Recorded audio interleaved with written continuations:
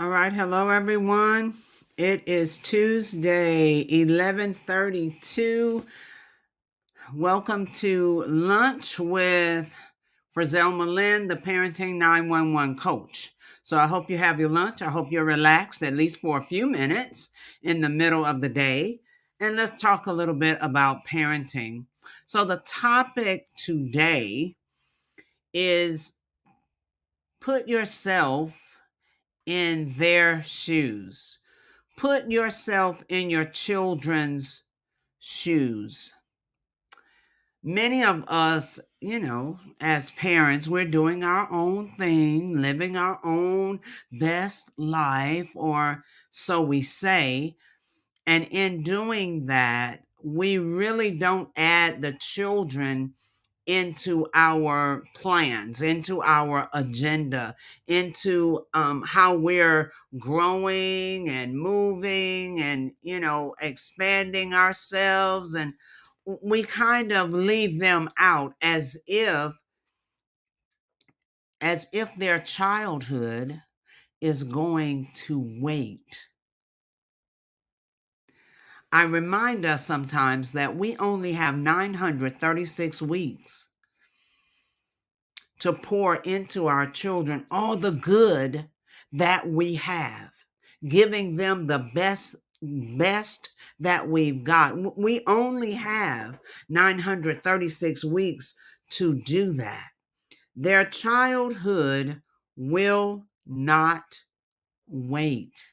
It won't wait for us to build our careers. It won't wait for us, to do our own thing. It won't wait for us to decide, where we are in life and if we made the right move and, are we happy or successful or whatever. Their childhood will not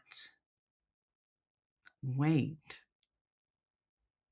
So we have to put ourselves in their shoes. Are we neglecting them by focusing on another area of our lives? See, in our daily plan, our weekly plan, our long-term plan of a year, 3 years, 5 years, 10 years, our children should be a main part of the plan. Our children have to be a main focus in the plan for the next few years until they are at least graduating from high school, 18 years old. They should be a major part of the plan. Don't ever allow your plan for life to exclude the children you're raising, because you are to have a vision for them. So sometimes we treat children in a hurtful way because we don't put ourselves in their shoes. We forget about them, or we're too busy to talk with them, or even when they may need to talk with us and come to us for a conversation, we'll say, okay, we'll get to that later. I don't have time right now. I don't feel like it. Honey, this is my show, or I'm playing a game right now. Can it wait? We don't put ourselves in their shoes. How do they feel about the relationships we're in? How do they feel about what's going on in and out of their house?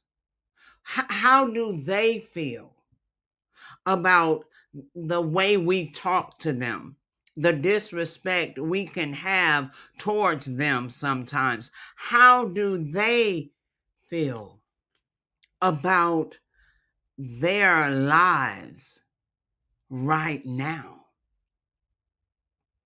We can be, or at least think that we are, doing everything. We are handling life,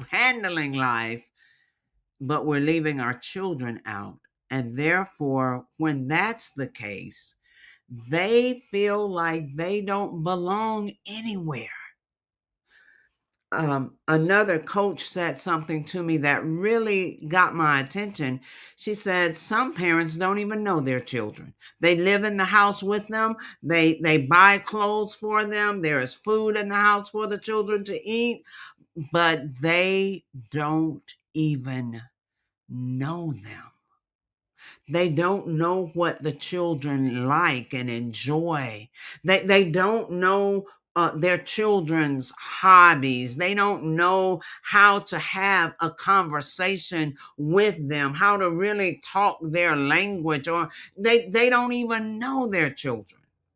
Unfortunately, many times teachers, counselors, therapists know our children better than we do. And parents, that should never be so.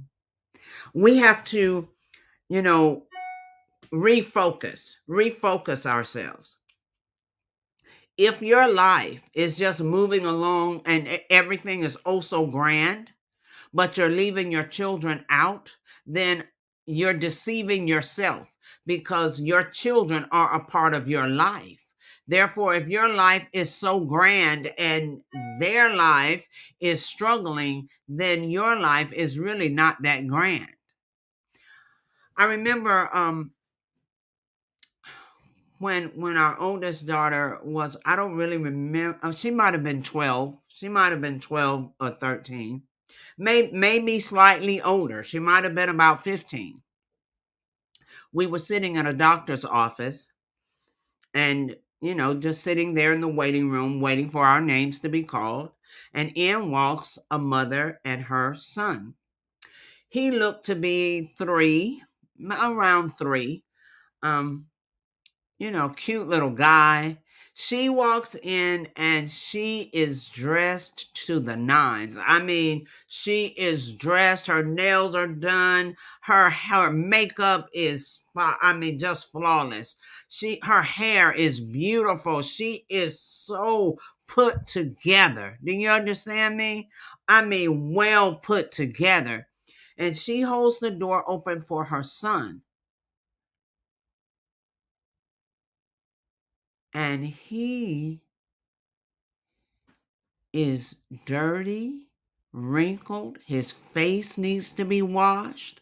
He has dry mucus around his nose. His hair has not been combed. He was completely unkempt, like she just pulled him out of a trash can and just brought him with her.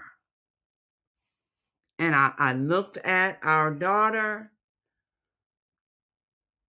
and I said, don't ever mistreat your children like that. If you are that put together, they should be also. If they have to come in dirty, you need to be dirty with them. But you don't ever treat your children, have them looking like they are nobody's children. Like nobody cares for them. Nobody takes the time for them, but all of your time was put in you. No, parenting is about making sure the children are well taken care of, and yourself also. Put yourself in your child's shoes. No child wants to be disrespected, especially by their parents. Put yourself in their shoes. No child deserves to be cursed out in front of the family or the friends or at school. Put yourself in their shoes. No child wants their parent to be so high they can't even walk straight. So inebriated they can't even carry on a conversation. Their words are so slurred they can't even be understood. That's embarrassing to the child. Put yourself in that child's shoes. No child wants to be abused in any way, and their parent is the abuser or the one watching them be abused and does nothing, we are their protectors. We are the ones to keep them safe. Put yourself in that child's shoes. So parents, no more is it all about yourself. Now that you have children, life has changed.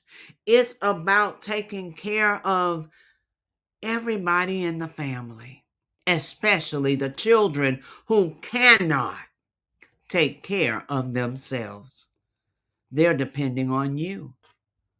Put yourself in their shoes. Would you want to be treated that way? Would you want to be talked to that way? Would you want to be forgotten that way? Would you want to feel like you don't belong anywhere that way? Put yourself in your child's shoes. I've said this before. Children are real people too. They have feelings. Whether we take the time to know what their feelings are, they have feelings. Put yourself in their shoes. I'll end with this. When I was, I don't know, maybe 6 or 7, one of my first cousins called. He lived in a different state, but all of us, were close. And so he called to talk to my mother, his aunt, just to say hello, how are things going, blah, blah, blah. And they're talking. Well, my sister and I knew who it was. And then, so that means we're going to get an opportunity to say hello also, because that's a part of belonging. All right, to be included. That's a part of belonging. So my sister, who's 7 years older, was able to talk with him. So she's like 14, all right? However, she was 2 grades ahead of her age. So she was already in the 10th grade. So they talked, not for a long time. That's back in the day you had to pay for long distance calls. So she talked for, just a few minutes, maybe 5 minutes, just checking up on how is school, how is life, how are things going. And then surely, since she had an opportunity to talk, what do you think that my 7-year-old self thought? Yeah, surely I'm going to be included and I'll get my turn to talk. Well, she ended the conversation and he probably just said, well, tell everybody, tell your sister I said hello and I'll talk to you all later. And I heard her say, all right, goodbye. And she hung up. No one knows how hurt I was. I just started crying. I couldn't even control myself. I couldn't stop crying because at that moment, I felt excluded from the family. I felt like I did not belong. I felt like I had been overlooked, forgotten. And I cried and cried to the point my mother said, okay, let me call him back. And she did. She made a long distance call. And he was like, well, hey, auntie, everything okay? And she said, not really.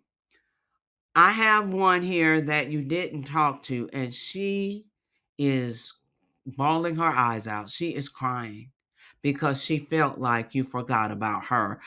And so he got on the phone with me, and we talked maybe 5 minutes, if that. I had to get myself together and stop crying enough to even talk. And he said, nobody can ever forget about you. I told your sister to tell you hello. I needed to get off the phone, but nobody could ever forget about you. And when we got off the phone, my mother hugged me. She said, "Honey, you are a part of our family. Everybody knows you. We're not ever overlooking you." But at that moment, I felt like I had been overlooked, forgotten, dismissed, as if I was just invisible. So parents, be very careful how you handle situations, how you talk to your children. Don't act like they are not important. Don't act like they do not belong in the family, because they do. Put yourself in their shoes. How would you want to be treated?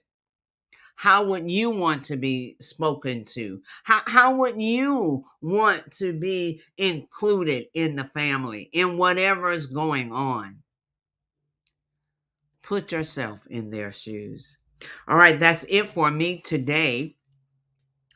If you are watching on my personal Facebook page, the FC Lynn page, remember that this is probably the last time that we will do the lunch with FRAZELMA LYNN, Parenting 911 Coach, on that page. Please join the FRAZELMA Teaching Parents Facebook page. We are separating things out, and we will leave that personal page for the My People project and other things, but the parenting part will be pulled out separately. And so these lunch times that we have together will be only on the FRAZELMA Teaching Parents page and the FRAZELMA Teaching Parents VIP group on Facebook. You can always go to FRAZELMA Teaching Parents on YouTube, and you can see it there. So make sure you join the Facebook page for FRAZELMA Teaching Parents, where you'll get more information about parenting. You'll know about events coming up, and you'll get to see the videos live or otherwise. All right, thank you all for joining. Remember, if you have parenting issues, if you just really don't know how to put yourself in your children's shoes, if you don't know how to parent in a loving and nurturing way, if you don't know how to add structure in your home where there are rules and routines, if you don't know how to discipline properly, and if you don't know how to talk to your child about even difficult situations, you need to go to www.parenting911.org, and you need to schedule a strategy call with me so we can sit down and make some plans about how you need to move forward for your family, because you want to be the absolute best parent you can be. All right. We'll talk with you next Tuesday, 11:30 Central Time. Parenting 911, parenting911.org. See you later.